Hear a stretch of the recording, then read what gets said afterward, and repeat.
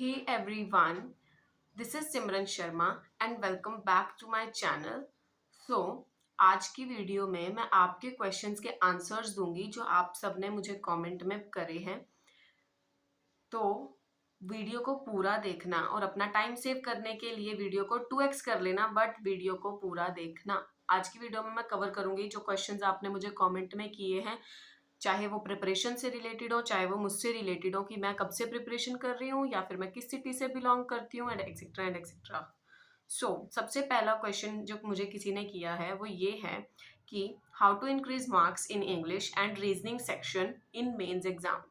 Okay, so English में अगर आपको मार्क्स इंक्रीज करने हैं तो उसके लिए सबसे जो ज़रूरी है वो है आपकी रीडिंग स्किल्स। अच्छा, रीडिंग स्किल्स का मतलब ये नहीं होता जैसा कि मुझे पहले लगता था या फिर बहुत से बच्चों को अभी भी लगता होगा जिन्होंने प्रिपरेशन स्टार्ट करी है कि रीडिंग का मतलब है कि बड़ बड़ बड़ बड़ बड़ बड़ करके पढ़ दिया सारा, ठीक है, चाहे वो सिर के ऊपर से चला गया।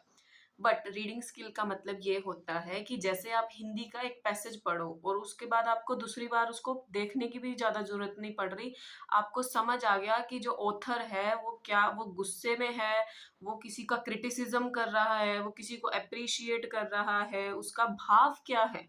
अगर आपको वो समझ में आ गया एक बार रीड करने से और वो भी कम टाइम में, this is called reading skills.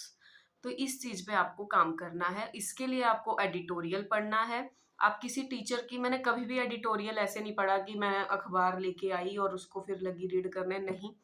आप निमिषा बंसल मैम को फॉलो करो, उनकी जो एडिटोरियल की क्लास होती है यूट्यूब पे, आप उसको उनके साथ ही करो, जैसे वो बोल रहे हैं वैसे करो।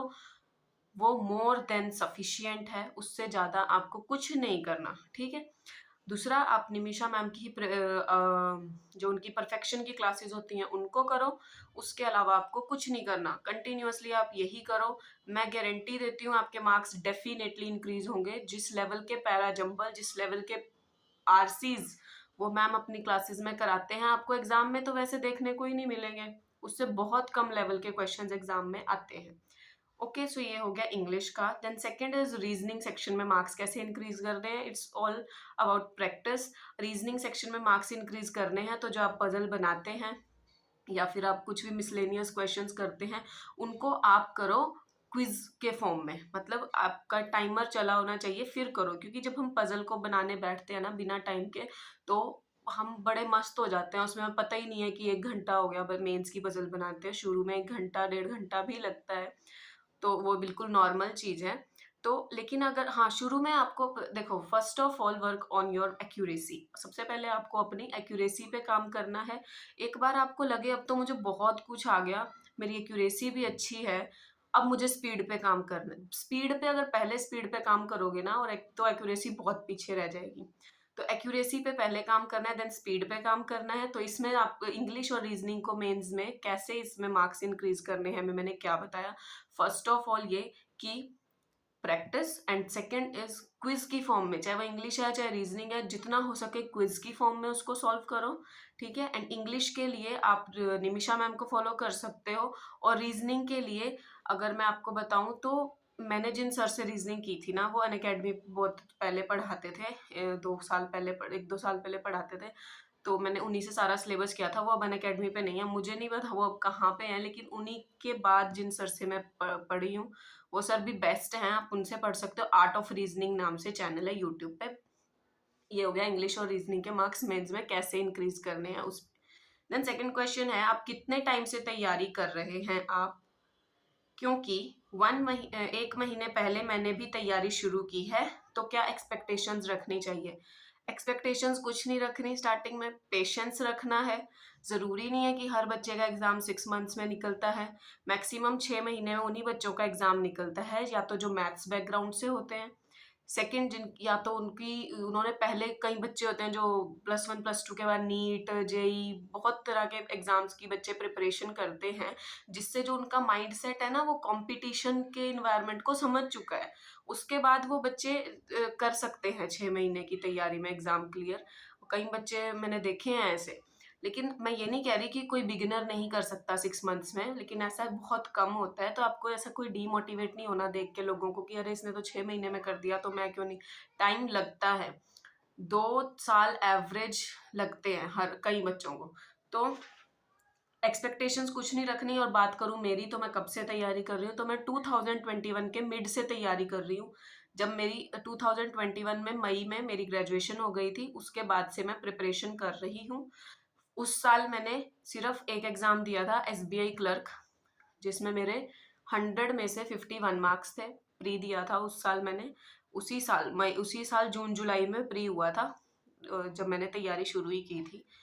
नेक्स्ट उससे अगले साल मेरा 2022 में मेरा कोई भी प्री नहीं निकला था, सिर्फ एक प्री निकला था, आईबीपीएस पीओ प्री। और उसके बाद अभी जो पीछे 2023 था, इसमें मेरे सारे ही प्रीलिम्स हुए थे और मैंने सारे मेंस एग्जाम दिए थे। अभी 2 मेंस बाकी, मेरा कोई भी मेंस का रिजल्ट, सारे मेंस के रिजल्ट आ चुके हैं, मेरा कोई भी मेंस क्लियर नहीं हुआ। लेकिन अभी 2 मेंस के रिजल्ट जो हैं वो पेंडिंग है, SBI clerk mains and second one is IBPS clerk mains. तो देखते हैं क्या रिजल्ट आता है। देन अगला क्वेश्चन है कि hi Simran, please update us about your recent exam results and do share your preparation strategy for current affairs and quants. तो रीसेंट एग्जाम रिजल्ट्स के बारे में मैंने कर दिया आपको अपडेट कि 2 रिजल्ट अभी पेंडिंग है। देखते हैं उनका रिजल्ट क्या रहता है। हाँ, एक चीज़ और, एसबीआई अप्रेंटिस एग्जाम मैंने दिया था, जो कि मेरा क्लियर हो चुका है। And I am really very confused कि इसको ज्वाइन करना है कि नहीं करना है, क्योंकि कई कुछ लोग बोल रहे हैं ये तो बड़ा ही वर्स्ट एग्जाम है, या फिर कुछ लोग बोल रहे हैं कि कोई बात नहीं, कर लो, घर बैठने से तो बढ़िया है, एसबीआई है, स्टेट बैंक ऑफ इंडिया है। तो मैं आपकी राय जानना भी ज़रूर पसंद करूँगी कमेंट सेक्शन में कि एसबीआई अप्रेंटिस मुझे जॉइन करना चाहिए कि नहीं करना चाहिए। तो और मैं अपनी प्रिपरेशन स्ट्रैटेजी शेयर करूँगी जल्दी, और करंट अफेयर्स एंड क्वांट्स को लेके क्या प्रिपरेशन स्ट्रैटेजी होनी चाहिए, I will definitely share it, stay tuned. So उसके बाद शिवांगिनी का मैसेज है कि RRB PO preparation strategy video मैं डालूंगी जल्दी। मॉक में मार्क्स नहीं आ रहे, मॉक में मार्क्स नहीं आते शुरू में। मॉक्स में मार्क्स आएंगे, डेली मॉक दो, डेली मॉक दो, अपनी जो बाकी की तैयारी है वो साइड में करते रहो, साथ में डेली मॉक देते रहो। प्री का, मैं प्री की बात कर रही हूँ, प्री का मॉक तो डेली दो। मॉक में मार्क्स तभी इंक्रीज होंगे, मॉक में मार्क्स इंक्रीज होंगे मॉक देने से। ऐसा टाइम भी था जब मैंने एक दिन में 3-3 मॉक मैं दिया करती थी, 2 तो देती ही थी, और मैंने ड्रास्टिक इम्प्रूवमेंट देखी थी अपने स्कोर्स में आफ्टर 15 डेज। तो मॉक दो, मॉक ही इसका सोल्यूशन है। नंबर सीरीज में स्पीड नहीं आ रही है, तो आप नंबर सीरीज को पहले तो हर टाइप की नंबर सीरीज देखो कि किस किस टाइप की नंबर सीरीज होती है। किसी अच्छे टीचर से नंबर सीरीज को बेसिक से पढ़ो। उसके बाद जितनी भी आप और हाँ, नंबर सीरीज करने के लिए टेबल आपको याद होने चाहिए, 20 तक, स्क्वायर क्यूब्स ये सब रटे होने चाहिए। और इस सब जो जितनी भी नंबर सीरीज की प्रैक्टिस करनी है, इसके लिए आप आशीष अरोड़ा सर का जो टेलीग्राम चैनल है, आशीष अरोड़ा सर का जो टेलीग्राम चैनल है, उस पे डेली चेकलिस्ट आती है, उसमें 20 नंबर सीरीज आपको मिलेंगी डेली। उसको सॉल्व कर दो बिना टाइम के, मतलब सॉरी, बिना कोई टाइम, जैसे क्विज में टाइम होता है, बिना उसके। और एक साथ में किसी ना किसी ऐप का क्विज दो नंबर सीरीज के लिए, डेफिनेटली आपकी जो नंबर सीरीज है उसमें स्पीड आ जाएगी। देन उसके बाद है कि कंप्यूटर और जीए को कितने आवर्स देने चाहिए, completely up to you. Computer आपका, अगर कंप्यूटर बैकग्राउंड है तो कंप्यूटर को टाइम कितना, वो आपके ऊपर है ना कि कंप्यूटर आपका अगर आप बेसिक से कर रहे हो तो डेली 1 आवर तो दो उसको, क्योंकि आरआरबी पीओ में अच्छी खासी वेटेज रखता है, आरआरबी पीओ, आरआरबी क्लर्क में कंप्यूटर। और जीए, जीए को तो जब मेंस पास होता है तो पूरा पूरा दिन जीए को भी देना पड़ता है। It's all up to your capability, और सारा कुछ आप पे है कि आप किस सर्कमस्टांसेस में हो, किस जोन में हो, आप अभी तैयारी के किस पड़ाव पे हो, ये सब उस पे डिपेंड करता है ना। देन उसके बाद है आपका पीओ मेंस हुआ क्लियर तो नहीं, मेरा पीओ मेंस क्लियर नहीं हुआ। तो अब वीडियो क्यों नहीं डालते हो, क्योंकि मेरे बहुत सारे एग्जाम्स लाइंड अप थे और मैं नहीं चाहती थी कि मैं किसी तरह से भी डिस्ट्रैक्ट हूँ, और इसीलिए मैं वीडियो नहीं डाल रही थी। अच्छा, किसी ने कमेंट किया है, मुझे उनका नाम नहीं पता। अब तो बता दो आप कहाँ से हो। तो मैं बेसिकली, मैं पीछे से मोरनी हिल्स से हूँ, जो कि हरियाणा में पड़ता है, हिमाचल के साथ लगता है मोरनी हिल्स।